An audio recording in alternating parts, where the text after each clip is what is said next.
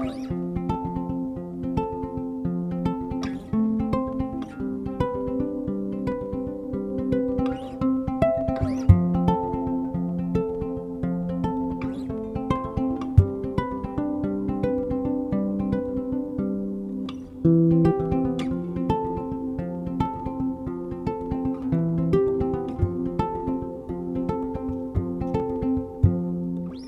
te whānau, e huhu mai nei, tēnā koutou, ngā manaakitanga ki rungi i a tātou katoa. Welcome to the Good Day Matrix and welcome to our first ever online wellness panel. Tonight we have 4 amazing guests, Cassie Roma, David Galbraith, Shiray Kaka and Dan Walker. Now these legends need no introduction, but we're going to do that in a moment in their own special way. But first, we'd just like to let you know who we are. So we're the Good Day Matrix, we're for social good, and our goal is to see everybody in Aotearoa thrive and live well every day. We do this with the support of many businesses, including ASICS, MediaWorks, Microsoft, Dilma, Awa, and so many others. So thank you so much for what you do to support us in order to deliver free wellness on our platform. But to kick us off tonight, I would love us to start with a karakia timatanga. So I'm going to hand that over to Dan. Thank you, Dan. Nō reira, kei noa tātou. Puri tea mai te tauterangi kia tīna, kia wēna, kia tokatamana wa ora. Tīna tokatamana ki wea, tīna tokatamana ki rangi nui e tūnei ki papatūna ki takoto nei. Ki tēnā o tātou te wānau me wanaunga mi ngā piringa karanga maa. Āpiti atu ki te unga mā wiwi ki te ngi tami ana te pauritanga. Koera I runga wakairi aki ki runga, tūturu waka maua kia tīna uie tai ki re. It talks about our connection to our land, our connection to our environment, to our mountains, our rivers, and also to each other. It also sends out a love and it sends out good vibes to any of our loved ones going through hardship at this time, and it also brings us together under the kaupapa of remembering those loved ones who have passed on as well, and are now adorned in the stars looking over us. Kia ora tātou. Kia ora, Dan, thank you. So today we're going to start off with 3 special questions for these guys to introduce themselves in their own way. So the first way they're going to do that is give you 10 words that describe themselves, a word that has had the biggest impact on them and why once they learnt the meaning of it, and their purpose in life. And we're going to start that off with Sir David Galbraith. I shouldn't say Sir, but let's go, David.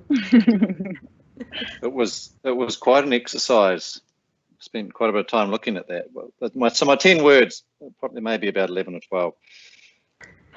So who am I? I'm a flawed man, an absolutely committed father, and getting more confused as I get older about who I really am and about humanity itself. My one word is katsumon, which is an ancient samurai Japanese term that its literal English translation is quintessential weirdo. My hope is to have that on my granite stone when I die. Maybe with an expletive instead of quintessential. My life purpose feels absolute to guard and be a guardianship of my 2 daughters. To prepare them for a life that can sometimes be a shit fight, and to have the ability to love and be loved. And an extension of that is really, it feels more prevalent recently, is to be an advocate for our children and our adolescents at a time when they just don't know. Mm.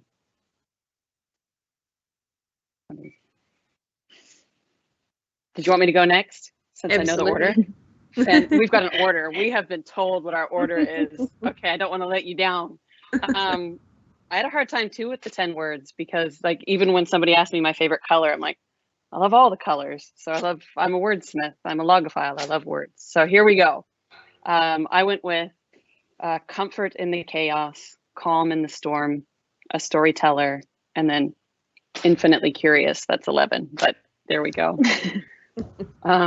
I wish I had as cool of a one word as you did, David. That's pretty badass. My word is simply kindness.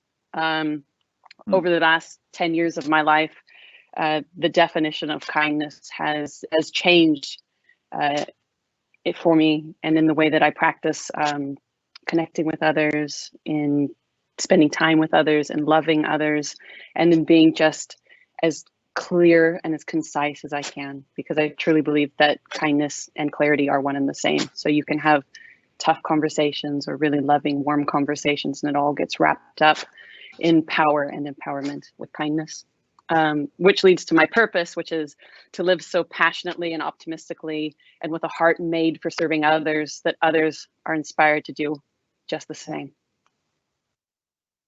Beautiful. Kia ora, Cassie. I stuck to the rules and sort of agonised over these 10 words. But here they are anyway. I'm a dad. I'm a Kiwi. I'm anxious. I'm a singer, a husband, a footballer, sensei, gamer, snowboarder, meditator. There's one word that does have huge impact on me, and that's kākono. And kākono means seed in Te Ao Māori, and it's a word that comes from a wakatauki or a proverb that my ancestor Turiaraki Nui uttered almost 600 years ago, and he's my 42 generations back ancestor, and he said, "E kore ai ngaro he kākono e rui mai rangi Aotearoa." And I know I've spoken to Daz about this, but it says that I'll never be lost in this world because I'm a seed cast forth from rangi Aotearoa, from our spiritual homeland. And he believed in the potentiality of seeds. He planted seeds back then, these karaka berries, which are still around today, and I can still go to places where those trees are, even though 600 years ago they were planted, which is just amazing to me. It makes me think about what seeds I'm planting now for 42 generations down for my descendants as well. And my purpose in life is to be to make my children proud of me, and to be someone who they will be proud to call their dad. I want to make sure that all three of my children feel love from me, and so ultimately my purpose in life is to be the best dad I can be. Kia ora. Kia ora, Dan. Kia ora, Dan. Kia ora, everyone. I'm Shiray. Oh, these 10 words. DG, you had about 20 words, so that was like a little bit cheating. I went for dog mum. So dog mum, self-proclaimed karaoke queen, and here for a laugh. So that's 10. That's me. The next one, the one word that had a big impact was actually in one of DG's sessions that we had, because he used to work with our team as well, and it was bullshit. For 19 years of my life, I was bullshitting myself without even knowing it. So when I actually learnt the depth of what that word meant, it helped me live a life of being authentic and being my truest self, and finding actually who the real me was instead of the bullshit me. So that was a cool word to learn. Sorry if there's any kids on here. And then my purpose in life, man, it's constantly changing. One day it'll be, to help women in rugby. The next it'll be to, make sure my husband's happy. So at the core of it all is just happiness. That's my purpose in life, to just go through life finding happiness in each day. And if I've done that today or tomorrow, then I'm happy. So yeah, happiness. Stunning. Well, that's the most perfect way all of you could describe yourselves, because it's pretty much in a nutshell how I would have taken care of all of you. So that is beautiful. And I love bullshit, let's be honest. We can call ourselves on it, right? How good. So 2021, 2020, there's been a word that has sat with all of us and given us an explanation about how we're feeling, right? And it was languishing. It gave us a word, but it also gave us a way to explain to someone else that how we were feeling and how we were feeling off.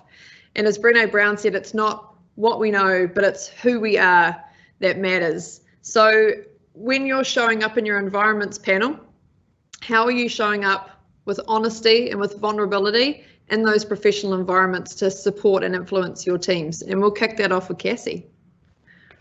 Wow.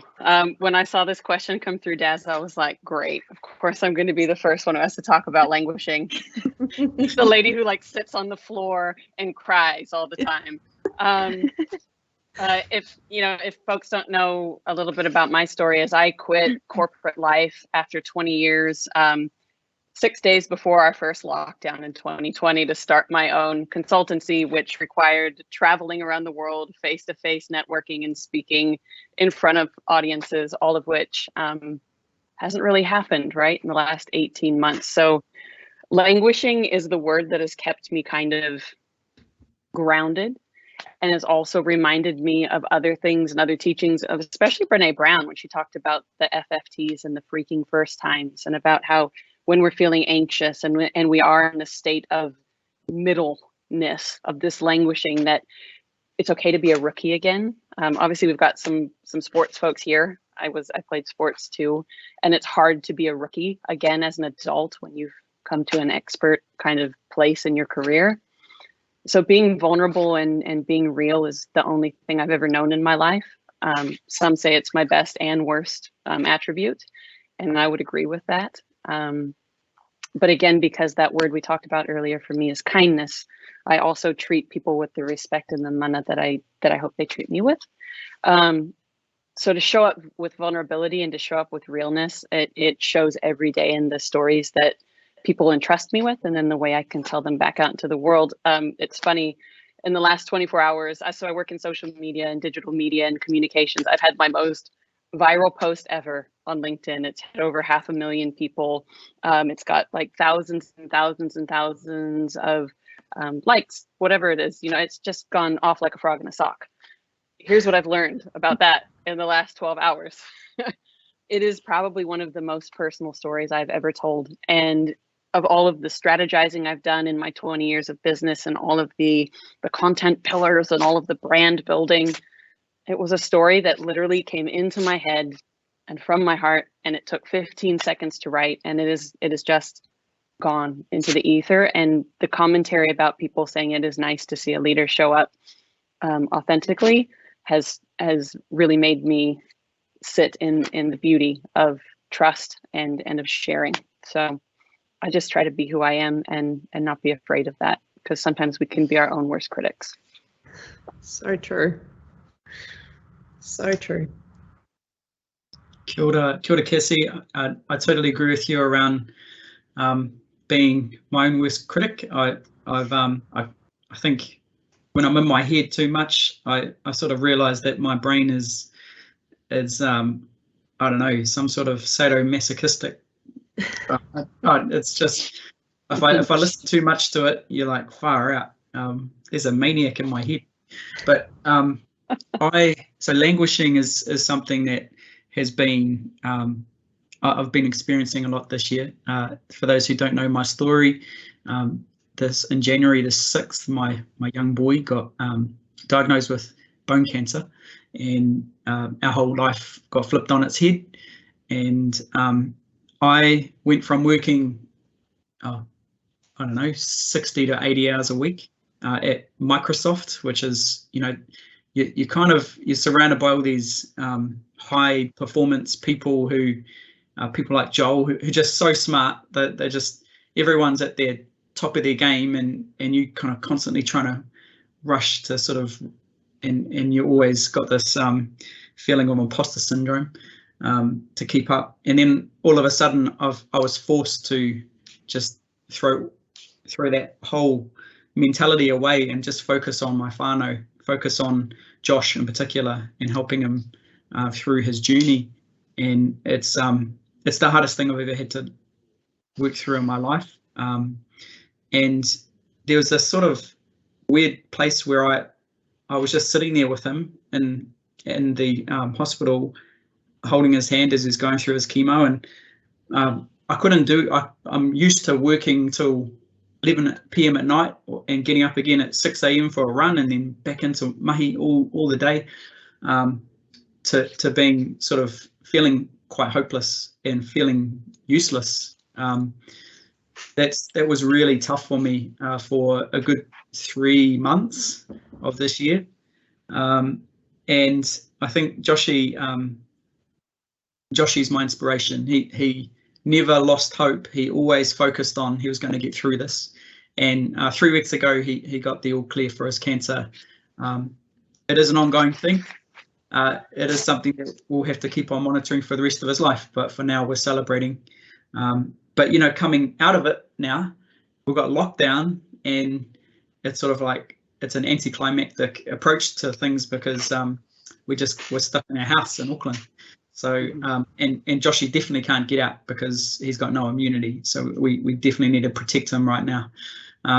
So, you know, he's really chomping at the bit to see his mates and all of that stuff. So languishing is definitely that space that I'm in right now, where it's sort of we're stuck in our little bubble, but we're also trying to make sure that we're bringing those areas of light where we can still share as whānau, be as people, and just be real with my team as well around what I can and can't do. Yeah, kia ora. I'll leave it at that. Thanks, Dan. I'm not going to lie, I actually didn't know what languishing meant. So I had to Google it. And what came up was failing to make progress or be successful. And I'll share a story where I felt languishing, and that was actually at the Olympics. So it was the gold medal match, and we had just won the final, but I didn't get on the field. So I didn't play a minute of the semi-final or the final at the Olympics. So when we won gold and had won the final, I kind of felt empty. I felt like I hadn't contributed to the team winning gold because I wasn't actually on that field. So to me, that was my languishing moment. But the cool thing is that our team, it's such a safe space to be vulnerable and open and honest with your teammates, with your coaches. So I turned to my teammate and good friend Ruby Tui, and I said to her, I was like, can I enjoy this moment too? Is this mine? And she kind of gave me a kick up the ass, and she was like, this is your moment. You better bloody enjoy it. So it's just funny when you are in those moments of languish, it feels like there's nothing else but that one feeling. So it was quite cool to just sit down, look at the medal, remember that I had just spent 6 months away from my husband, 3 surgeries to be in this moment. So yeah, I guess that's kind of how I came out of it, was just being honest with a friend and saying, look, I'm not feeling good about this moment. You know, I just need some help to get out of this little funk I'm having. So yeah, I guess that's just one languish moment that I could get out of.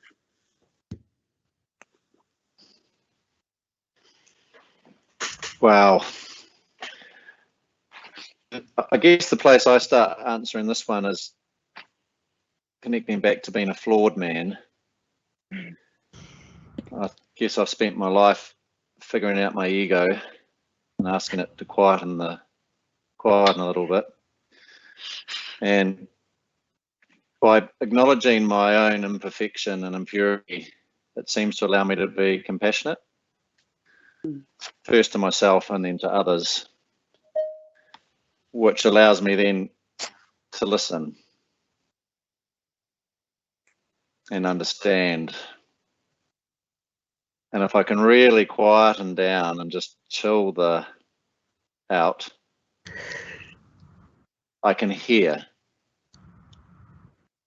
And when I can do that, it feels like I can find the central conflict or theme that sits within my own languishing, but also within our own space, and connect to others. And then I become a collective. And as soon as I'm connected, I don't think you're languishing anymore. I mean, that's a part of humanity I've just been figuring out, is that solitude is not a good thing. It's a part of the equation, but it's not a good thing, especially at a time of crisis. So when anyone operates in solitude or silos, it's never good for everybody. And so the compassion then allows me to find that space where, ironically, the languishing becomes nurturing, because we can all be impure together, and then we can find a way. So I guess the languishing, ironically, becomes a garden bed for opportunity. And if we can have that framework, when we hit confusion, we know clarity is not too far away. And then it's just a matter of holding on, because it always seems to pass. And I just hope that, that we understand that as parents, that we help our children just understand, hold on, take a breath. Together we will find the other side of this. And then that will, I think, stand them in good stead to be an adolescent in a very difficult place that we are growing up in today. So I think that would be probably my way of working with languishing. DG, you just summed all of us up, right? Every single story then, I'm pretty sure every single person on this call felt that deep within their hearts in every single one of those stories. So I think the key part there is languishing is an opportunity. And I tell you what, I hadn't looked at it like that at all. And normally I often say, like, challenge is an opportunity, the obstacle is the way. And I had not thought languishing is actually an opportunity. And to nurture, that's so beautiful. To link into what Dan said also, and man, those are some really tough and dark days, and you need to be, and there's a favorite quote I have which links in beautifully as always, which is, every day may not be good, but there's good in every day, and we've just got to find that good. So I'm going to throw this back to the panel now and ask how you do this in your life and how you'd recommend other people to not let the bad moments equate to a bad day and to be able to move those things into a bit of perspective. So we're going to start that off with Dan. Yeah, when I looked at this, I thought about some of the techniques that I use, and those on this call might know about manamataka, which is the phases of the moon, and it's an old practice, I guess, that Māori have kept going for many years. And like, for instance, today is Mutu Whenua, and it's a day of medium energy. It's a day where you give yourself a treat. You give yourself a massage or a haircut if you're out of lockdown. Something you can enjoy. You've got to nurture your wairua, your tinana, your hinangaro, and your whānau, so your te whare tapa whā.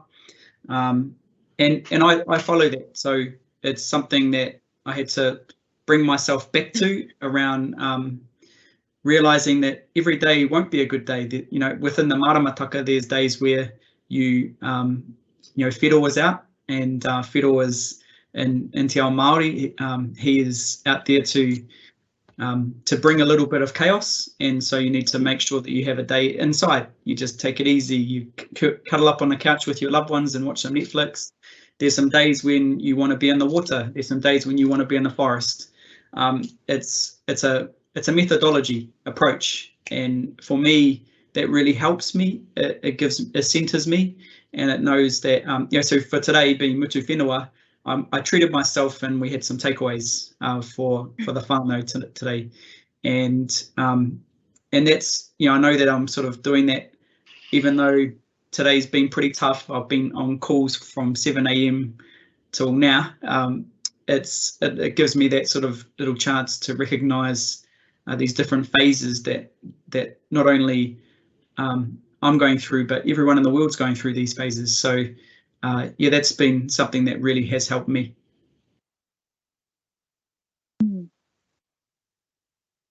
For me personally, on those bad days, a big thing that's helped is just understanding that shit happens. Things that are out of your control are going to mess up your day, and it's inevitable to happen. You're not going to be able to stop that stuff. So finding out what works for you to get you out of that bad mindset, or that one shitty thing that's happened. Mine changes all the time, it might be journaling, like all that tacky stuff that you see on Instagram, you know, about journaling and meditating and going for a walk. Like some of that stuff actually works. So just finding which one works for you. Journaling doesn't work for me anymore. I end up just getting angry and ripping pages. So at the moment, talking to my husband has been really nice because we live apart. So I'm here with him at the moment and able to have those conversations with him in person and those nice warm hugs. So yeah, just finding what works for you in that moment, and next week it might change. So just keep going with the flow and figuring out what works for you.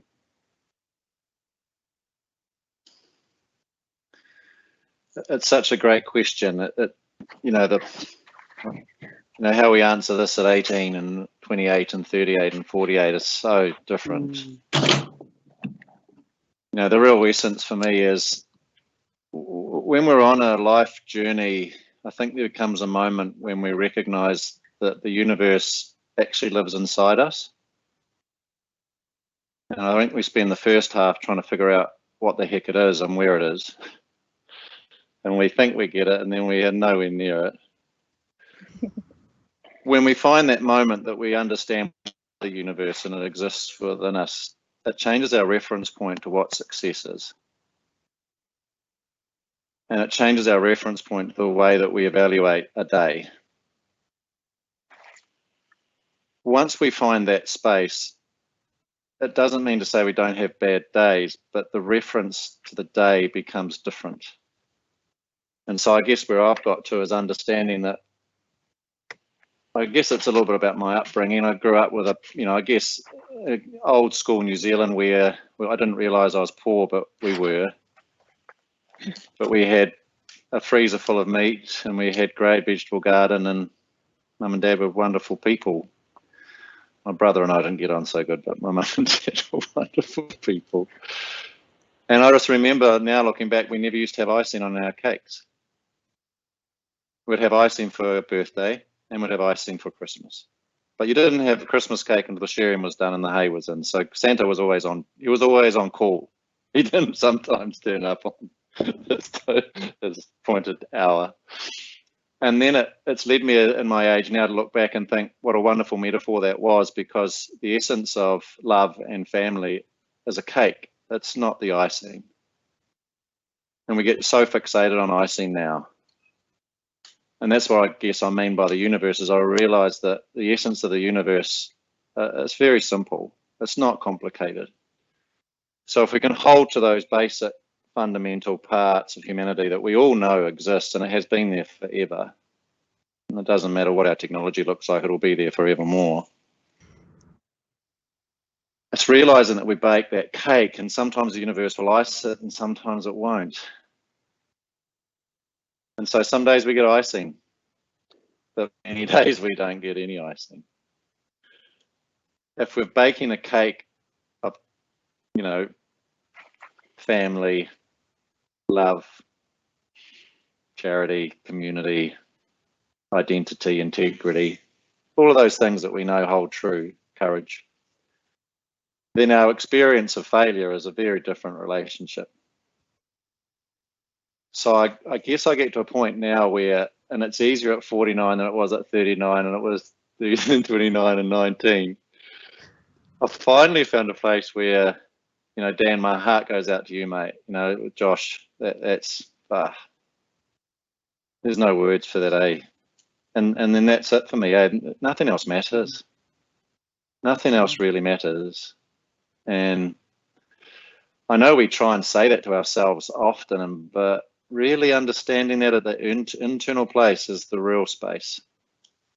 And Dan, he'll get that now because Josh, and it's an experience like that that makes us realize what we have only cognitively understood. And so I guess for me, it's that realization that, you aren't here very long. So that helps me. And it's the essence of it, is it moves me completely away from an external reality, because even our closest friends and our family aren't an external reality. That's all part of the same genetics. So when you're really in a moment with your family, you're in a moment with yourself, you're in a moment with your whakapapa, and you're in a moment with your ancestry. So it's also an internal moment, and that hug feels different with your children than it does with a, you know, someone that might have been compassionately supporting who you know but you don't know. It's still a lovely hug, but it's not like a hug with whānau. So I guess that's how I approach that, and it's been a journey too, though. Like, it wasn't like that when I was younger. I was just hard out, success equals perfection. My identity was directly related to external equity and commodities, and I was a mess, an absolute mess. Yeah. And really, it's, you know, like it's a, and I guess at the end of it, there actually isn't words to describe what we start talking about, but that's probably how I best describe it. That's awesome. The thing that you just said that really stuck with me, David, was the reference point, because I think like younger me and younger you would have been completely different and maybe even at odds, because I've always just been like this ship on the ocean that's gone, ooh, the wind's blowing this way now. Maybe I'll go this way, or ooh, maybe I'll fall in love with my Kentucky tour guide and move to New Zealand at 21. Like the plan has always been to have no plan. And for a long time, I used to kind of hide the fact that I feel like it's something that might be in my genetics or innately a part of how this being came to be, is that I've always just been an optimistic person. Now, that doesn't mean I'm happy. Again, I said I'm the person who sits on the floor and cries all the time. Not all the time, but when I want to feel a feeling, I feel it. We've got a giant family back home, and there's 2 of us who are the criers. And at all the funerals, at all the weddings, at all the parties, it's just me and Aunt Cynthia in the corner having a good boo-hoo, and it's kind of the joke. But I think for me, there's always been this kind of wiring, and I can see it in my Aunt Cynthia, and I could see it in my Grandma Roma, and I could see it in my father, who wasn't allowed to be creative or poetic or lyrical like he was, because he had to be a certain way because society said so. But I can see all of these different little threads of humanity, and they all pointed back to a way of looking at the world that was built in and around like ridiculously present mindfulness.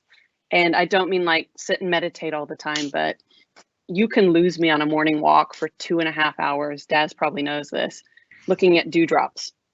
If I find a field of grass that hasn't been mowed for like months and it has dewdrops on it, I will take 1,500 pictures of them, trying to just show the light in the right way, because it, like you said, it's the reference point. For me, the reference point of success has never been money and title and teams and cars and businesses. Like, I did that shit. I put my ladder on the wall. I climbed to the top, and I climbed to the top of the wrong building. It wasn't what I wanted. For me, I found, again, with age, the way to finding good in each day is that reckless presence, and just being in a moment with people or with nature. Or, you know, I live near the ocean, so every single day, regardless of the weather, I will go and I will sit and I will look at the ocean. I have my same bench. I have the same dogs that I pat, and every day's different, because there's different dewdrops, or the sun shines differently, or I get a little sunburn one day and not the other. And I'm just practicing gratefulness and gratitude for that. When it comes to business, the same thing holds true to the people that I work with. So like actually taking the time to connect with them and to put the phone down, the little, you know, silicone lollipop we all have very close to us at all times. I agree with everybody completely what you said about connecting. And for me, finding good in each day is baked into connection and presence. And again, it all links, right? It's like, as Shiray said earlier, it's finding the thing that works for you. And now, believe it or not, there's wellness syndrome, which we're going to be doing a bit more research around too. I know there's always a syndrome, right? Superwoman syndrome, now there's wellness syndrome. And it's in a quick nutshell of wellness syndrome, it's that we're seeing everybody, and it might be we're seeing Cassie going for her walks. It might be that we see Shiray doing her amazing yoga poses. It might be we see her out on her farm, whatever that is. But people then feel pressure. Well, if Cassie does that, I should do that too. Or if Shiray likes to connect to nature and be around animals, I should do that too. And instead of finding the thing that works for you, people are trying to emulate different people. So they're like, well, if Cassie runs every day, I'm running. And then it's a grind, and it becomes a pressure, and it becomes something they don't enjoy each day, but they think they should. And so there's this wellness syndrome that's starting to build. So it's going to be a really interesting space as we learn a bit more about that. And again, try to educate people, which is what we're trying to do all the time, about find what works for you. If it's not meditation, it could be gardening. It could be taking a walk for 20 minutes. It could be getting on the phone to someone you haven't talked to for a while, coloring in, knitting. Like there's so many different things, right? And as Shiray said, it changes all the time. So I've done a journal this year, started off with a hiss and a roar, loved it. I'm now at the point where I'm like, oh, I've got to get to December to say that I finished this journal, and it's quite the grind to finish it off. But yeah, so wellness can be a struggle for everybody in some way, shape or form. And I'd love to hear from our panel a key lesson that you've learnt about your wellness. And if you've learnt that lesson within your comfort zone, or if you've learnt that in the furthest walls away from that in what we like to call the growth zone. And we're going to kick that off with Shiray. Oh man, lessons. I've learnt so many lessons. The first one would be you can't save everyone. Man, when I started healing, I was like, hey everyone, you need to try meditation. Like, hey dad, like come on, jump on this wellness journey. Like it's amazing. You need to meditate, you need to do this, like follow my whole routine every day and you'll change. And I quickly found out that it didn't work. I'm not this well I am I'm not somebody who can just grab you, pull you out of the gutter and lift you up with me. So the way that I figured I could do that is I just fixed myself. I worked on myself. Everyone started seeing that I was changing, and that inspired them to change.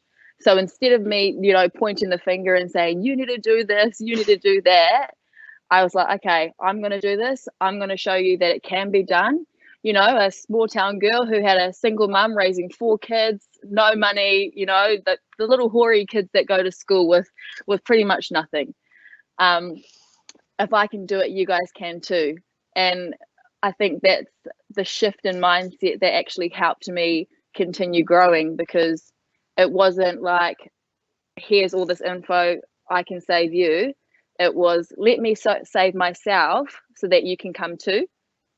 So that was one of the biggest things that I had to learn, was that, man, I cannot save everybody. It is not my job to save everyone.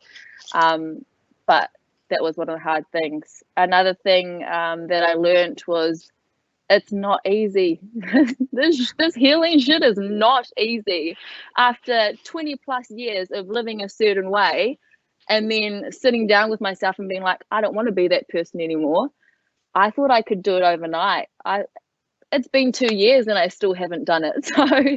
So just knowing that it doesn't change overnight, having to be loving to yourself and just say, man, this isn't going to be easy, but we're going to keep doing it. So that's probably the 2 lessons that I've learned just right off the bat. It's a fascinating time that we live in at the moment, and the irony of it, there's a lovely quote, which is, when the universe sends us a challenge, it's asking us a question. It's asking a question about ourselves. And we've all had, 3 years now in COVID, 2 years in COVID, 3 years in COVID, with the globe and COVID. And it feels like it's only really that time that I've taken health seriously. Because it ironically feels like before that, we never had to. When you grow up in old school New Zealand, you're young, you're adventurous, you get kicked out of the family home in the morning at 7:30 after brekkie, and told dinner's at 6. If you miss it, you don't get brekkie. So our life has changed so dramatically. It was so free. And I don't think ever in my life have I actually considered what you just said, Shiray, about my personal responsibility to my health. And it's only recently that COVID for myself has really asked me to think quite seriously about that, because the ramifications are big and they're serious. And I look at that now and I'm so grateful because it's taken a complacency that was there with me, which I also worry that we're implanting in our children by taking responsibility away from them for their health, and taking responsibility away from ourselves as parents about regulating food and regulating nutrients. And, you know, I often see sad pictures of people allowing their children to drink the wrong things and eat the wrong things from a young age. And I just think, well, I have compassion for that as well, because we're part of a big machine that's operating around us to generate wealth from us. So there's lots of layers to that. But certainly, if I could break down how I look at health now, as I see it as my responsibility, I see my health profile as a direct relationship to my self-love profile. So I believe those two things are intricately connected. What I put in my mouth, I think, has a direct relationship to the quotient that I have of love for myself. And so the tendency to abuse myself is a direct relationship to the way that I see myself. So at times I may choose in the past to have drunk too much. That would be at a time when I actually don't think much of myself. So there's multiple layers in there now that have become profoundly clear for me in the last 3 years. And, you know, like I've enjoyed that shift. I've enjoyed the shift of becoming an agent of my own health and becoming my own GP. And I've actually had a couple of conversations with my GP over the last 18 months to 2 years, which were quite profound. He's a lovely guy, but I said to him, I just need to have a conversation with you about our relationship. All I ask you to do is to put your finger up my ass once a year and to take my bloods. But I choose what's on my list for my bloods. That's all I ask, because I want to track my health. Thank you. And that was an interesting conversation, but it was such a profound one for me in that sense of, actually, David, you own your health. Whether you live to fulfill your genetics or not, or your hand that you're dealt, whenever that finishes or not, is your responsibility. So understand that. When the time comes, it will be directly related to luck. It'll be directly related to genetics. And it'll be directly related to your investment in yourself. And I think that's a really important self-discussion to have, because it's a quiet one. It's not a loud one. It's a quiet one. It's not a parental moment. It's a friend moment. And I've enjoyed the ripple effect with my daughters off that as well.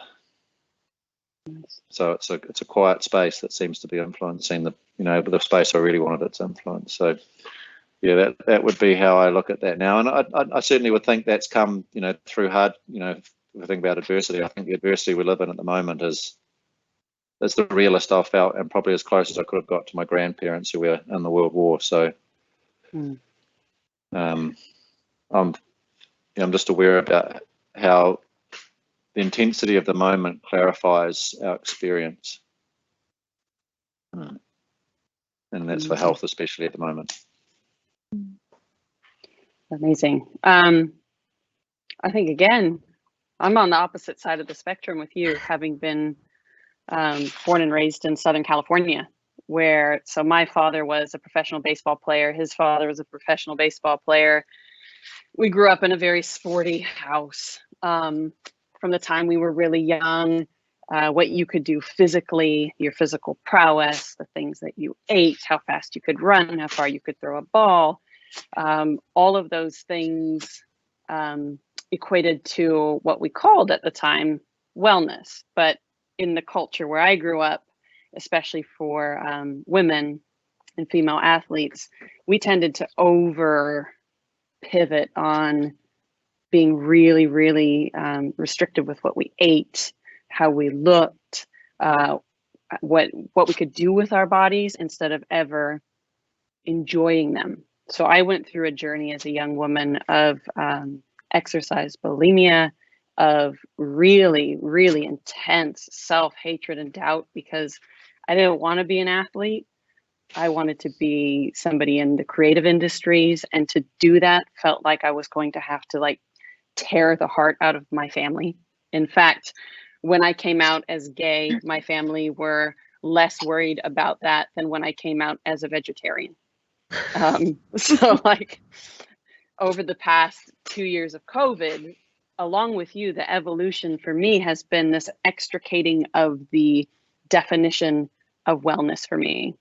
And wellness not always having to be tied to the physical self and the body, but of being able to, like Shiray, I've been doing the work too for like the last 2 years, and it is going to be a forever job.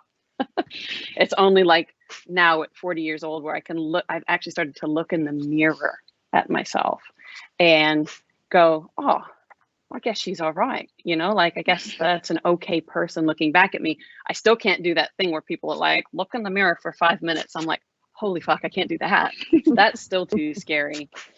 But so health and like food and nutrition and all of that kind of stuff for myself and my child and my family, that's always going to be baked into like how we live because of the way I was raised. But I've started to loosen up and to chill the F out about food. And in fact, for like the past 525 days at 3 p.m. on the dot, I will have a bowl of potato chips because that's what my body wants right now.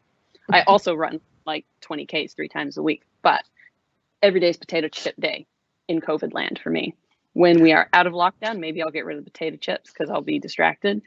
But for right now, I'm just like, you know what? Part of my wellness journey is I'm going to go outside. I'm going to go for walks. I'm also going to have some chips when I want chips. I'm going to sit and be lazy, like we talked about earlier with the Netflix and just having a day, you know, cuddling your people, your children. So for me, the big learning over the last 18 months, 2 years has been to allow everybody to have their own definition of what wellness looks like for them. Because some days wellness means just waking up and brushing your teeth. I know a lot of folks that I mentor and I work with are like, I feel useless. I couldn't even have a shower today. And it's like, you know what? You got up. You're texting me right now. That's part of your journey. You don't have to, like you said, Des, earlier, you don't have to look at me being a fool and going running 25 Ks and go, I must go do that. Wellness is different for us. And wellness shows up differently on Wednesday than it does on Thursday. I found over the last few years that I've had this almost invitation back to self, and that's been tied to music and to poetry and to all of these things that I didn't have time for because we were always too busy in the before times. So for me, wellness going forward is definitely going to be like, what is the lesson that I learned here in the hardest of hard times? Because this will be the hardest time of my life ever. I can say that. What did I learn? And what were those things that really helped that seed blossom? And moving forward, I think it's having that compassion for others and going, what looks like wellness to me today might not look like that to me tomorrow. It won't look like Daz. It won't look like Dan. It won't look like David. It won't look like Shiray. We're all going to look different. And as long as we know that everybody's wellness is different, then I think we're going to be all right and come out of this stronger than when we went into it. I truly believe that.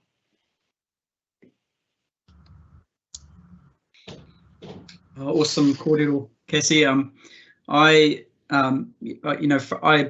come from Taranaki. I was raised in Christchurch, but I now live in Tāmaki Makaurau, Auckland. My childhood was there was a lot of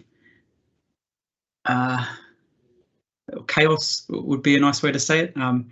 My mum and dad broke up when I was 1, and then one of mum's boyfriends used to give me the bash, and to the point where I still remember the fear that I had.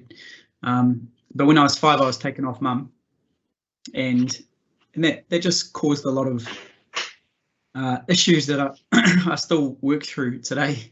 But I managed to, I dropped out of high school with no qualifications, but I was lucky to have 2 amazing nanas, Nana Chick and Nana Walker, my Māori nana, my Pākehā nana, and they really invested time in me and love. My wife as well, who is just amazing rock for me, spent that time investing in me to ensure that I became a better person, a better husband, better dad, and I started learning about this stuff, this wellness stuff, and on a sort of a road to getting better. And then, you know, you sort of start believing your own shit, and then sort of people start thinking, oh, this guy's successful, and you're like, yeah, I'm successful, and then you sort of start going up and up. And I think up to last year, you know, I was definitely in a space where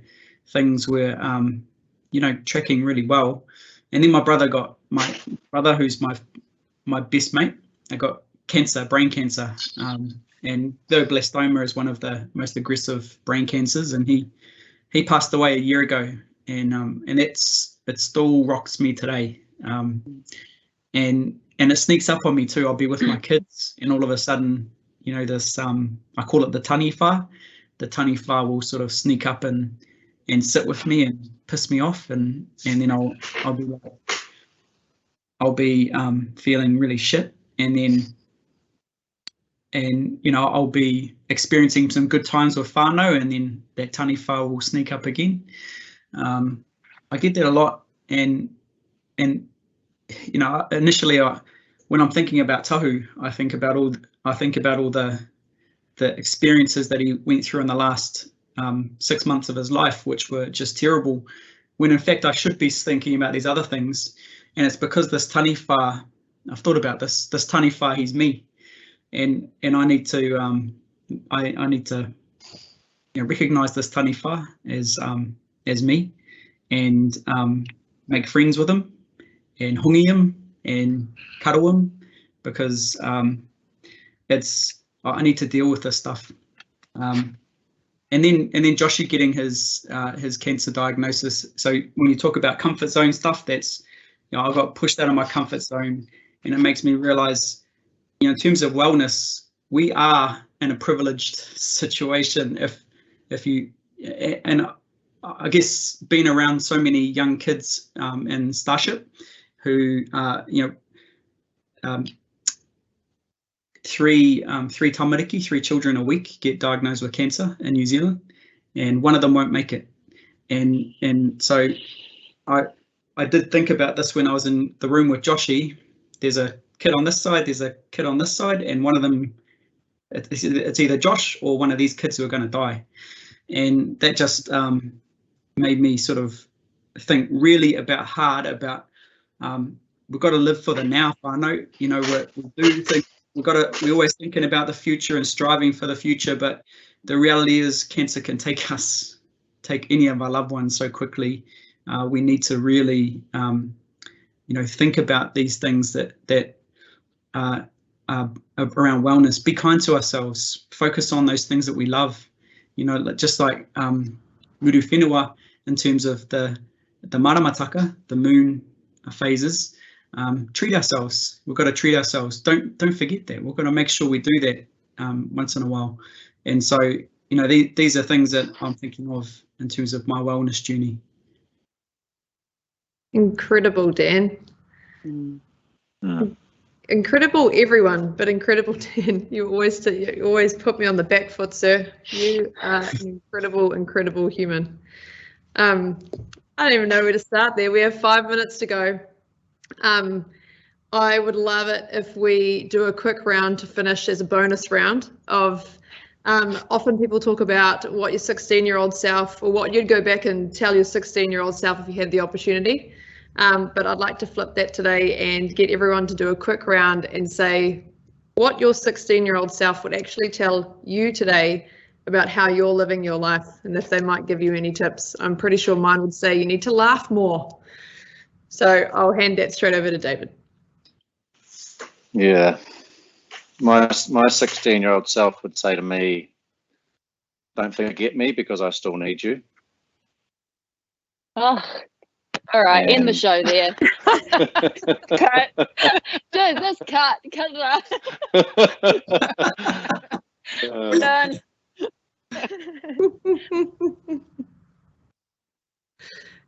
Oh, I have to follow that? Jesus. Wow.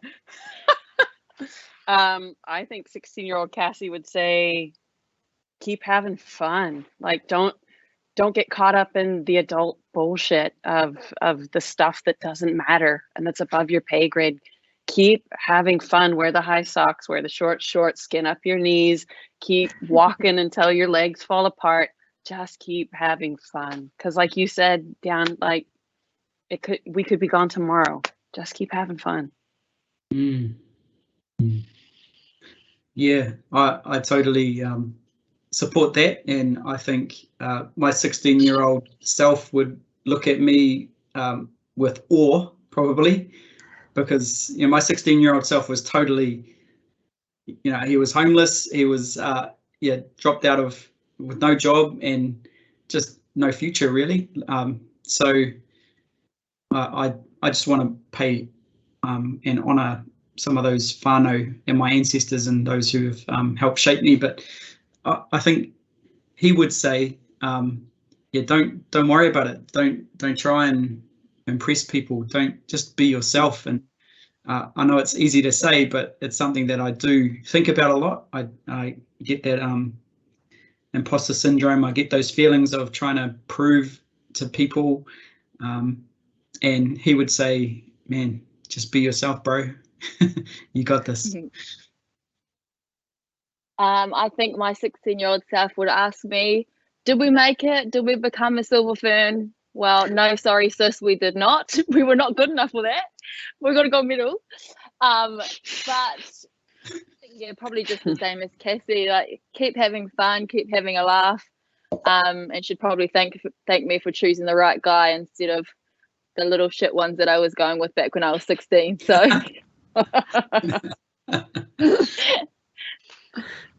Shout out Gillies, nice. I can't thank the four of you enough for everything that you've shared today, and I'm pretty sure every single person on this call will have a few pages in their notebooks. I can see some hands clapping in front of me. Thank you, Tony. So thank you all so much. I have so many key takeaways. I'm not even going to try and sum this up, but we'll be sharing this later. And we'll be putting up on our platform, which will be for free. So all of these golden nuggets, all this beautiful kōrero will still be there, and you're welcome to share it with whoever you like. But thank you so much, everybody. And I would love to close this out the way we started. So if we could close this out, Dan, with karakia whakamutunga, and then we will say ka kite. Ka pai.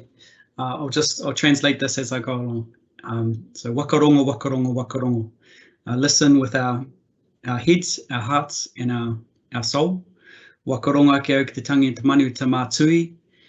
Listen to the call, the sacred call of the birds, the tui. Tui, tui, tui, tuia. Moving from the tui to the tuia, which means weaving. Tuia I runga, tuia I raro, tuia I waho, tuia I roto. Weave and connect us upwards, downwards, outwards, and inwards. Tuia te here tangata, karonga te pō, karonga te ao. Weave and connect us to each other, to everyone, to from the dawn of time to the end of time. Tuia te mukatangi, te taki a mai I waki nui, I waki roa, I waki pamamau, te unuka te waireo ki te waio ki te ao marama. Weave in and connect us for the benefits of all. Nō reira, hui e tai ki e. Kia ora. Got it, Dan. I also apologise if we had some time at the end, we would have done a couple of Q&As, but we don't. So feel free to send them through to us if there is anything that was pressing for any of these four, and we'll cheekily ask them if there might be a little response that they could share.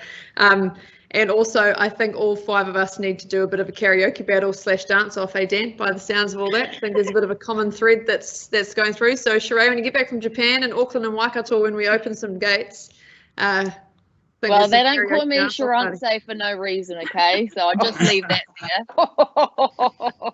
I do a mean vanilla ice. Vanilla ice. I'll take you out. Beautiful. All right. Ka kite whānau, thank you so much. Have a great night. Ngā mihi. Cheerio. Thank you, Des. Cheers, everybody. Thanks, Des. Thanks, everyone.